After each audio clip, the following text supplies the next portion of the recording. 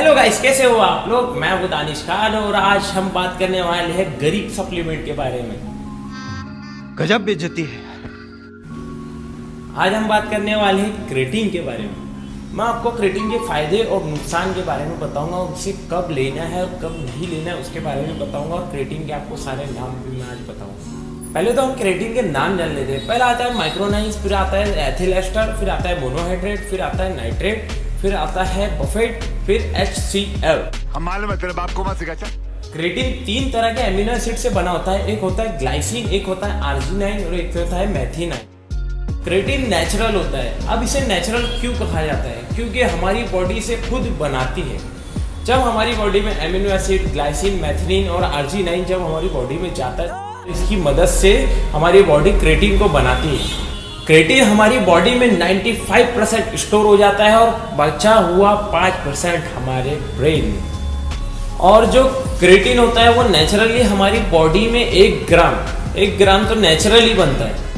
अब बात करते हैं इसके फायदे के बारे में। इसका पहला फायदा ये है कि आपकी स्ट्रेंथ बढ़ा देगा, क्योंकि ये आपकी बॉडी में ATP बढ़ा देगा। दूसरा फायदा ये होता है कि ये आपकी बॉडी क्या जो मसल मास है, लीन मसल मास, वो बढ़ा देगा, क्योंकि आपकी बॉडी में ये वाटर होल्ड कर लेता है।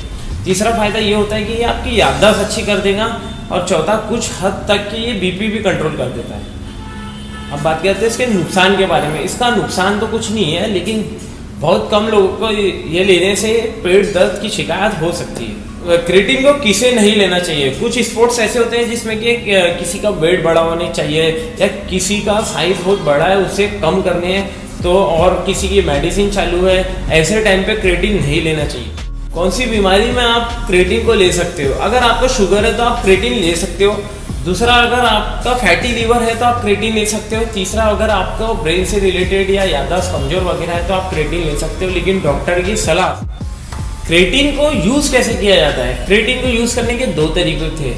एक होता है लोडिंग टाइम, एक होता है no loading time. Loading time में क्या होता है ना, 1 वीक तक के 20 ग्राम्स को क्रेटीन को लेना पड़ता है, और 1 वीक बाद में उसे 3 to 5 ग्राम के बीच में हम यूज कर सकते हैं। और एक होता है नो लोडिंग टाइप, जिसमें क्या होता है कि हम 3 to 4 ग्राम या 4 to 5 ग्राम तक के क्रेटीन को डेली यूज करते हैं। बट मुझे नो लोडिंग वाला ज़्यादा बेस्ट लगता है, क्योंकि हम अगर 20 ग्राम्स लेते हैं तो वो ओवरलोड हो जाता है, जिससे हमारे पेट में दर्द भी हो सकता है।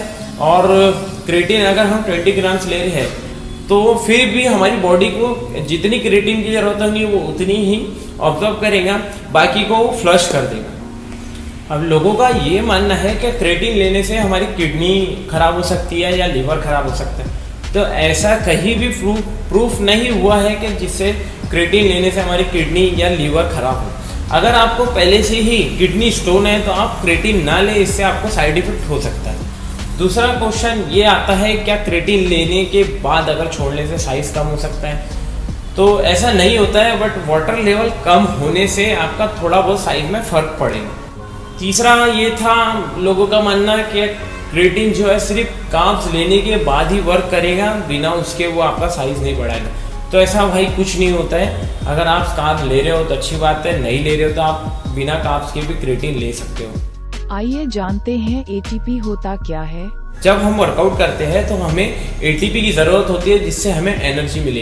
क्रेटीन हमारे ब्लड से हमारे मसल्स में जाके फास्फोरस के रूप में स्टोर हो जाता है, और ATP जो है वो 3 फास्फोरस से बना हुआ होता है, और एक फास्फोरस हमें एनर्जी के रूप में मिलता है, और बचे हुए 2 फास्फोरस जो होते हैं वो ATP के रूप में कन्वर्ट हो जाते हैं। मतलब कि एक ATP में से एक फास्फोरस एनर्जी के रूप में जाता है, और वो एक फास्फोरस जब वो खत्म हो जाता है उसके बाद वो ADP बन जाता है, ATP से ADP बन जाता है। और ADP जब तक एनर्जी के रूप में कन्वर्ट नहीं हो सकता जब तक वो ATP के रूप में वापस से ना बन जाए। और वो ATP बनेगा कैसे?